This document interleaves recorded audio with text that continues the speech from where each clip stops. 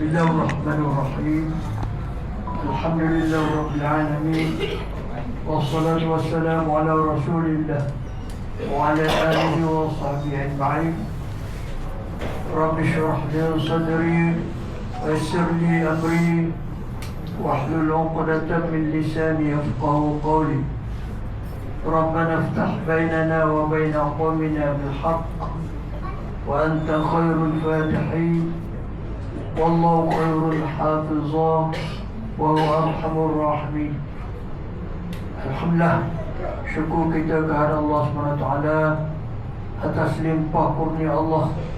Kita dapat bertemu lagi pada malam ini dan kita lagi diberi peluang oleh Allah SWT, diberi kesihatan, diberi taufik dan hidayah sehingga kita dapat meramaikan di rumah Allah Subhanahu wa ta'ala ini.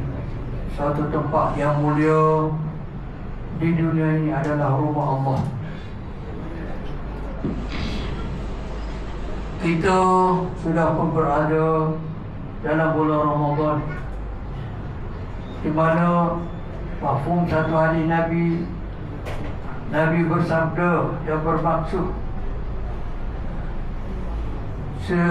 sesungguhnya kita telah berada dalam bulan Ramadan, dan kalaulah hamba itu mengetahui apa yang ada dalam bulan Ramadan ini, keistimewaan dia, keutamaan dia, keberkatan dia, gandaan pahala yang ada padanya, nescaya umat ini akan mengharapkan supaya seluruh hari dalam setahun ini semuanya bulan Ramadan. Itu keistimewaan bulan Ramadan. Di antara keistimewaan itu terdapat juga satu peringatan pada kita, suatu amaran pada kita yang datang daripada Allah, di mana pernah satu ketika Nabi SAW masa sedang menaiki mimbar untuk membaca khutbah. Nabi jalan nak naik mimbar nak baca khutbah. Tiba-tiba Jibril mari bertemu dengan Nabi. Ya Muhammad, ya Rasulullah, aku nak baca doa, tolong aminkan. Jibril wayak Nabi, kata dia nak baca doa, satu doa, dan minta Nabi aminkan doa tersebut. Satu peristiwa yang sejarah.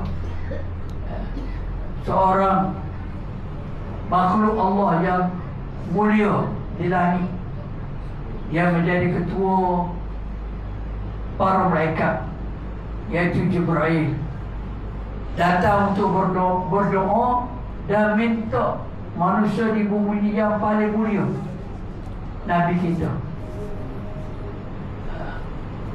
penghulu segala Nabi, yang berdoa penghulu segala malaikat, yang mengaminkan doa penghulu segala Nabi, umat yang paling insan yang paling mulia, yang paling dikasihi oleh Allah SWT.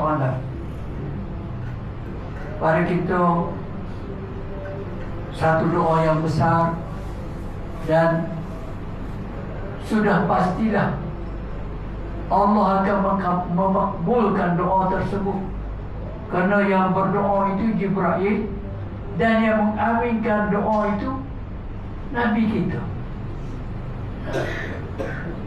Jadi Nabi pun lakuh kaki naik atas tangga. Sahabat-sahabat tak nampak Jibril, tapi sahabat-sahabat nampak Nabi. Sahabat-sahabat tak dengar apa yang didoakan oleh Jibril, tapi sahabat-sahabat dengar Nabi berkata amin. Nabi naik tangga yang pertama berhenti. Nabi ucap amin. Kemudian Nabi lakon lagi. Kali yang kedua, sahabat boleh dengar lagi. Nabi kata amin. Kemudian Nabi naik lagi tangga yang ketiga. Sahabat-sahabat dapat dengar lagi. Nabi kata amin 3 kali. Nabi pun naik baca khutbah. Sahabat-sahabat timbul kemusykilan, kapur.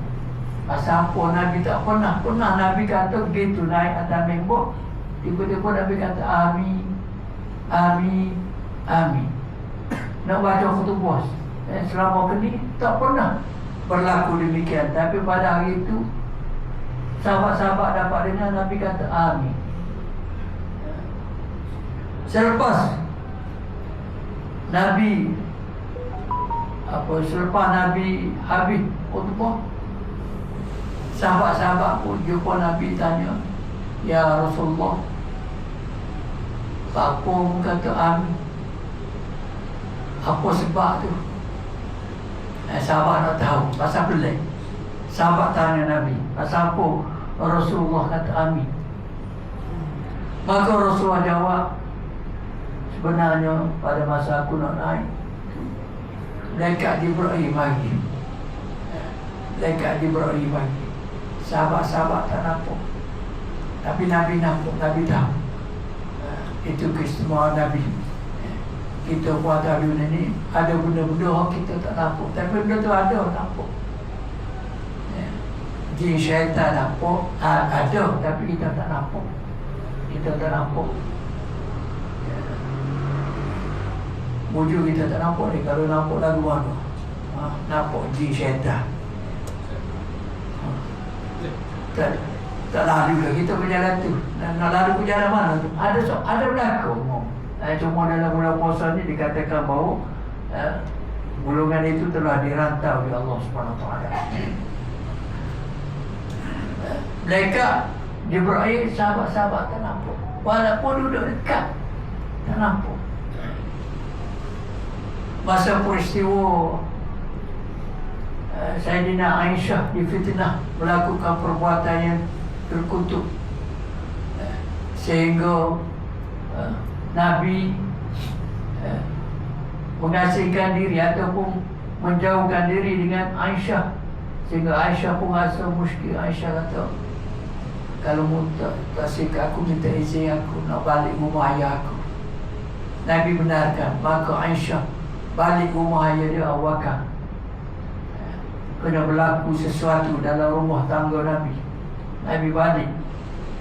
Ada tuduhan di mana kaum yang munafik telah menuduh Aisyah melakukan perbuatan tidak baik dengan lelaki lain. Jadi Aisyah balik rumah ayah dia. Balik rumah ayah dia, minta sokong ayah dia bahawa dia berada di pihak yang benar. Tapi ayah dia pun tak boleh kata apa. Tak boleh kata apa. Tanya mak dia pun tak boleh kata apa. Lagi sedih Aisyah, kerana mak dia tak boleh kata apa, ayah dia tak boleh kata apa. Sehinggalah satu ketika lepas tu Nabi datang ke rumah Sayyidina Abu Bakar, dan Nabi masuk dalam rumah itu. Dan ketika itu juga Nabi pergi satu sudut, Nabi duduk di situ. Dan Abu Bakar tahu bahawa Nabi terima wahyu. Tapi Abu Bakar tak nampak Jibril, tapi terima wahyu.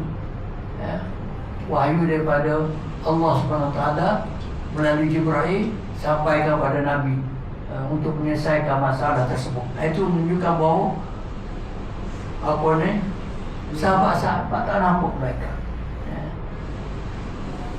Tapi ada juga ketika sahabat nampak mereka, tapi mereka itu berupa dengan rupa manusia biasa.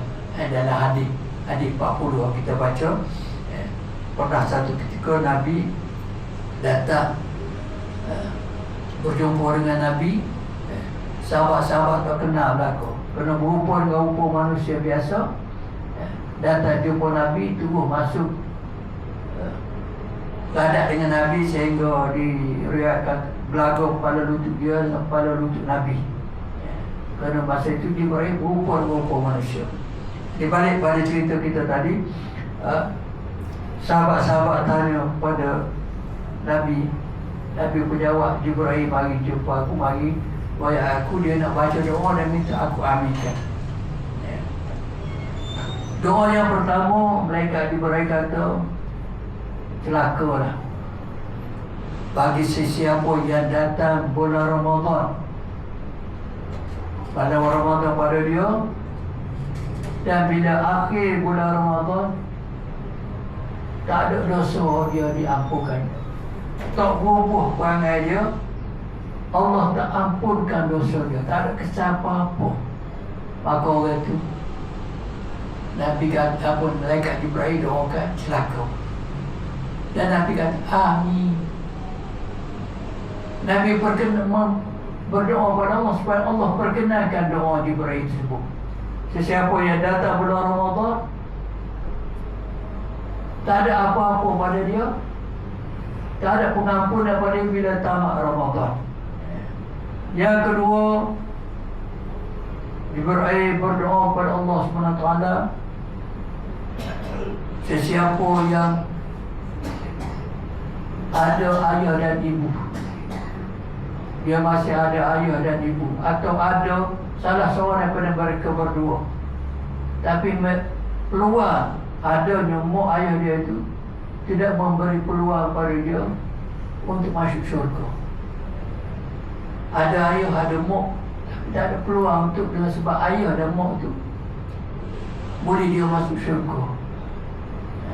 Mana dia tak buat sesuatu pada mak ayah dia sehingga